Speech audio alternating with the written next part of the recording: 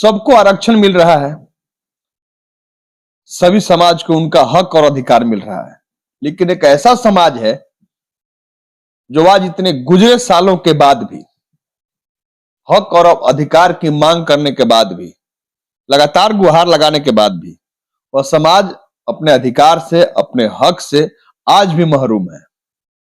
हम बात ओबीसी समाज की कर रहे हैं, लेकिन उलगुलान शुरू हो गया है। पहले भी मांग हो चुकी है कई बार, लेकिन अब जो मांग है, अब आर पार की लड़ाई वाली बात हो गई। लगातार लोग बैठकें कर रहे हैं, एक बड़ी सभा होनी है, हजारों लोगों की उसमें उपस्थिति होगी और एक साथ मुखर रूप से आवाज बुलंद होगा। जब आप हमारे लिए नहीं तो हम आपके लिए क्यों?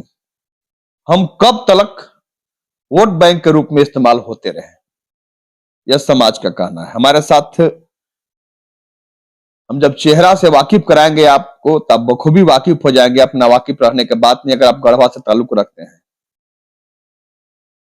अपने गढ़वा जिले के अनुमंडल पुलिस पदाधिकारी रहे और अब उस आवाज को बुलंद कर रहे सेवानिवृत्त अनुमंडल पुलिस पदाधिकारी श्रवण कुमार जी हमारे साथ मौजूद हैं। सर, हमने कहा कि ओबीसी समाज इतने सालों के बाद भी अभी तक अपने हक से, अधिकार से वंचित है। आवाज पहले भी उठती रही है, लेकिन सुनवाई कहां तक हुई? सुनवाई का जहां तक सवाल है, तो सुनवाई होती तो ये हक और अधिकार की लड़ाई प्रारंभ नहीं होती। संयुक्त बिहार के दौरान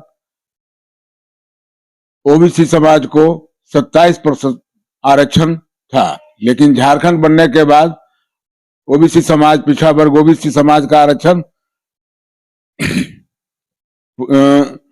14% कर दिया गया। अभी कुछ जब ये सरकार की जो नीति आई, उसके तहत झारखंड के 24 जिला में से 13 जिला का ओबीसी समाज का जो नियोजन नीति है, स्थानीय नीति है, उसके आधार पर यहाँ शून्य कर दिया गया। बाकी 11 जिला में अभी 14% आरक्षण की व्यवस्था है। तो आरक्षण की व्यवस्था और इस मोर्चा या मंच बनाने का उद्देश्य ये हो गया कि कब तक हम लोग बैठे रहेंगे। ओबीसी समाज के जो इतने परमाणु प्रमंडल में 100 से ऊपर जातियां हैं और पलामू प्रमंडल में करीब 84 जातियां हैं, जिसमें से 12 जाति मुस्लिम के हैं और अन्य जो हिंदू समाज के जो लोग हैं, तेली है, जुलाहा है, हलवाई है, सोनार है, रोनियार है, कलवार है, ये सभी जातियां, यादव हैं, सभी जातियां जो बैकवर्ड क्लास में, पिछड़ा वर्ग ओबीसी समाज में आते हैं, वो आज तक अपने हक और अधिकार के लिए लड़ाई नहीं लड़ पा रहे हैं। तो इस लड़ाई को हम लोग एक संयोजक कमेटी बनाए हैं। कमेटी बना करके हम लोग ब्रह्मदेव प्रसाद जो है और बीडी प्रसाद है, उनके साथ कई लोग हैं जो पुराने समाज सेवी हैं, लातेहार के हैं, गढ़वा के हैं, पलामू के हैं, सब लोग अपनी बात को बुलंद कर करके और उसी मकसद से, ताकि सरकार का ध्यान हमारे ओर आकर्षित हो। हमारा जो ओबीसी समाज का जो आरक्षण है, जो कम कर दिया गया है, उसको हम लोग पुनः वापस ले, ताकि हम लोग को बच्चों का भविष्य उज्जवल हो। आरक्षण के नाम पर जो हम लोग को जो सुविधा मिलना चाहिए, ओबीसी समाज के बच्चों को आरक्षण के नाम से अगर आरक्षण की सुविधा मिलती है तो उसका नामांकन होगा, अच्छे कॉलेज में उनका नामांकन होगा, अच्छी पढ़ाई होगी, उनका ओबीसी हॉस्टल होगा, ओबीसी आयोग का होगा। और हम ये नहीं कहते हैं कि हमको आरक्षण सीधे तौर पर आप दे दीजिए, हमारा जातीय जनगणना करा लीजिए और हमारा जितना हिस्सा बनता है, जितना हमारा संख्या है, उसके आधार पर हमारी भागीदारी सुनिश्चित किया जाए।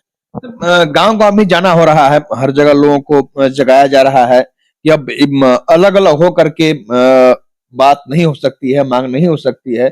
एक साथ एक मंच पर आइए, एक साथ जुटिए, आवाज बुलंद कीजिए, ताकि उनके कानों तक बात पहुंचे जो हमारी बातों को जानने और सुनने के बाद भी अनजान बने हुए। हाँ, इस क्रम में दिनांक 16 तारीख को डाल्टनगंज से रथ यात्रा निकाला गया था और 18 तारीख को ये गढ़वा से रथ यात्रा निकाल करके पूरे प्रमंडल में करीब अभी 10 रथ घूम रहा है और सब कमेटी बना हुआ है। कमेटी के लोग जा करके नुक्कड़ सभा करके लोगों को अवेयरनेस करा रहे हैं, जागरूक कर रहे हैं कि आपका हक और अधिकार की लड़ाई है, आप जागिए और हमारे साथ कंधे में कंधे मिला करके हम जो लड़ाई छेड़े हैं उस लड़ाई में साथ दें, ताकि हम इसको सदन से ये गांव से लेकर सदन तक की लड़ाई को लेकर के राजधानी रांची में इसका आवाज बुलंद करें, ताकि सरकार का ध्यान हमारी ओर जाए। कहा भी जाता है कि जब तक बच्चा रोता नहीं है तब तक माँ दूध नहीं पिलाती है। उसी प्रकार ओबीसी समाज के जो इतने बड़ा संख्या है, 65% आबादी है, और 65% आबादी रहने के बावजूद भी हमारा जो आरक्षण रिजर्वेशन है वो समाप्त कर दिया गया है, जो बड़ा ही दुखद है, निंदनीय है। हम सरकार से पुनः अपील करते हैं कि इस पर पुनः विचार करते हुए, अभी नई सरकार बनी है, हम चंपई सोरेन जी को धन्यवाद भी देते हैं और शुभकामना भी देते हैं और इस ओर पहल करने के लिए अनुरोध भी करते हैं। बहुत बहुत धन्यवाद सर, और साथ ही सबकी शुभकामना होगी कि अब आप लोगों ने जो उड़ान शुरू किया है, जो अभियान शुरू किया है, अभियान सफल हो और हक और अधिकार इस समाज को निश्चित रूप से ससमय मिल सके। धन्यवाद।